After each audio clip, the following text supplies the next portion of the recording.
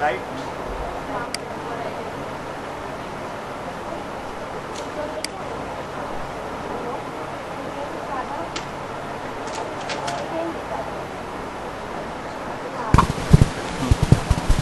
Sorry. Very good afternoon to everyone. My name is Hitendra Jadhav and I am here to present part of my work, that is the study of hydrolytic enzymes, production and optimization of protease by Bacillus species and Penibacillus species.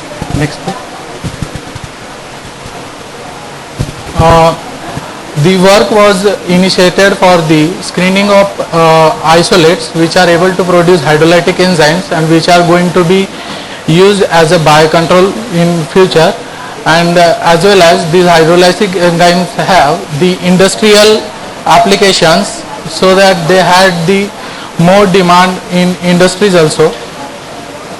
In agriculture fields, the hydrolytic enzyme mostly required for the biocontrol of phytopathogens are chitinase, protease, cellulase and glucose, and these enzymes are able to lyse the fungal cell walls.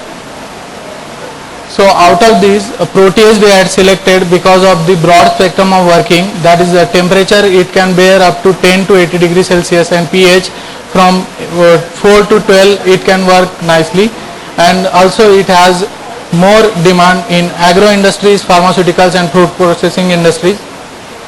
In this we had isolated the isolates, identified them and optimized the media for the maximum production of these enzymes. So the isolation was done by the different soil samples collected from the rhizosphere of peanut, cotton, banana and papaya, and these soil samples were serially diluted and cultivated on the minimal salt medias containing sole carbon sources like colloidal chitin for chitinase, protease, skim milk agar we had used for the protease producing isolates, carboxymethyl cellulase for the cellulose producing microbes, and laminarin for the glucanase producing microbes. These are the images of the isolates showing the zone of inhibition on chitin media that clears that the isolate is able to produce the chitinase. Likewise, these are the potent isolates on the same media. The proteolytic activity was checked on a skim milk agar, and the isolates, positive isolates showed the zone of clearance. Likewise, the cellulase activity was checked on the carboxymethyl cellulase media, and the activity was visualized by using the 1% Congorad. The isolates were identified by the different polyphasic techniques. Initially, 9 isolates which were able to produce the multiple hydrolytic enzymes were sequenced by 16S RNA sequencing, and then the data was compared with the gene bank database, and the results were analyzed in type of phylogenetic analysis using the Megaprime software, in which out of the 9, 4 strains were found Bacillus species, 1 was Penibacillus and the 4th was Brevibacillus species. The potent isolates were further identified by the Bilog, MALDI and GCFM, and on the basis of similarity index they were labeled further.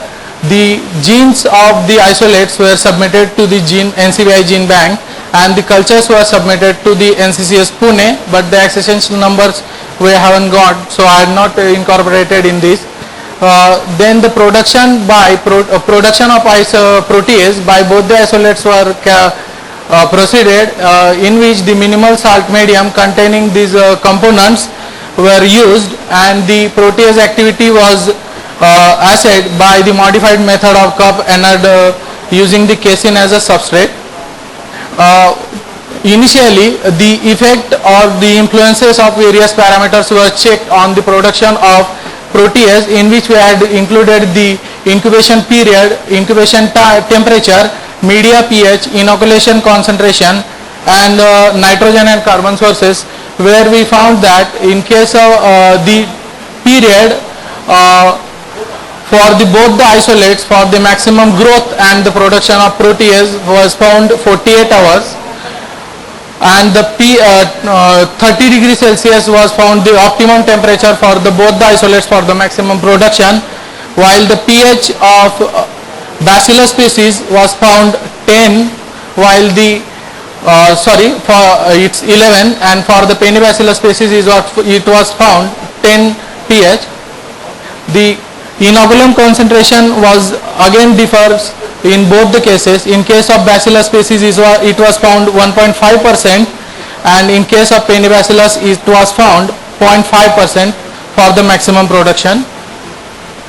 And the nitrogen sources also differs for both the species.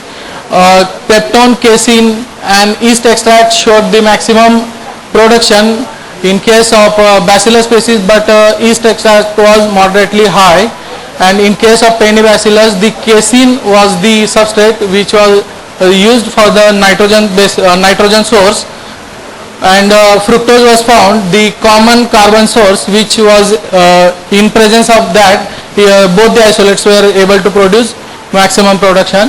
While comparing the optimized media and unoptimized media, in case of Bacillus the production was increased by 2.6 folds, while the Penibacillus species showed the 1.6 fold increase. Further, for the proper maximum production, the statistical approach was used for the production of Proteus by Bacillus species using the Plackett-Berman and response surface methodology, and software used here for the Minitab.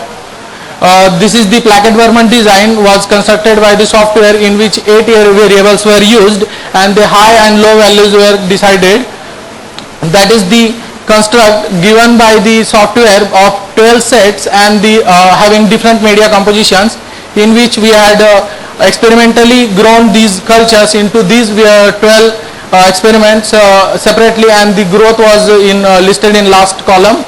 On the basis of the growth, the analysis was done, and the yeast extract, fructose and pH was found the significant components for the production, having the p-value less than 0.05. So these parameters were further processed for the central composite design, in which the extreme high and extreme low values were also considered, and that is the construct given by the software, where the coded value and actual values are listed for all the three components, and the experimental and predicted yield also mentioned into the last column. On the basis of these yields, the analysis of variance was calculated, and the model summary shows that the R square value is 99.83, which is close to the predicted one, which also validates the model's surety. Using these values, the software predicted the amount or the concentration of the significant components. By using these, we had scale up the initially we had scale up the use these values for the shake flask, and in shake flask the yield was increased by 10%, and the same values we had used for the scale up at 5 liter bioreactor, and in which we had seen that the scale was increased by 2.36%, plus if we include the 10% of shake flask, so ultimately the yield was increased by 12.36% in the bioreactor. Further, the isolates were tested for the plant growth promotion, which was already explained by Dr. Ramakrishnan already yesterday. So these isolates were tested against the common phytopathogens, and these are the test results, in which the isolate and supernatants of the culture shows the inhibitory action against the phytopathogens, and the isolate also tested for the Siderophore production, IA production and SCN production. So with that, I can conclude that the isolate is able to produce the protease enzyme. Along with it has the ability to biocontrol of phytopathogens, and it also increases the plant growth. So these isolates can be included into the plant growth promoting bacteria. Thank you. I would like to thank my college for the financial support and valuable guidance of my guide, Dr. R.J. Syed, who is the president of Asian PGPR Indian chapter also, and he is head also of the department. Thank you. Any question, any query?